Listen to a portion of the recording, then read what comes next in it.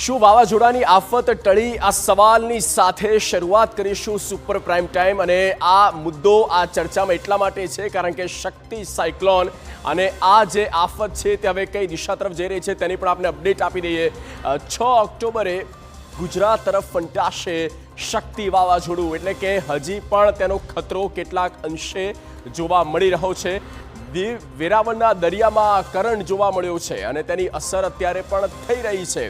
ગુજરાત પરથી વાવાઝોડાની ઘાત સીધી રીતે ટળી ગઈ છે, પણ તેની અસર, તેનો પ્રભાવ ઓછા વત્તા અંશે થઈ શકે આ સ્પષ્ટ બાબત છે।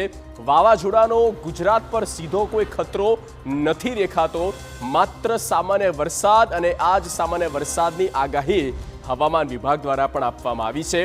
હવામાન નિષ્ણાંત પણ આ જ પ્રકારે કંઈક પ્રિડિક્શન કરી રહ્યા છે કે શક્તિ સાયક્લોન સમયની સાથે થોડું દૂર જઈ રહ્યું છે, ઓમાન તરફ જઈ રહ્યું છે અને ઓમાન બાદ તે દક્ષિણ બાજુ જઈ રહ્યું છે, પણ ગુજરાતથી તે ડિસ્ટન્સ તેનો વધી રહ્યો છે।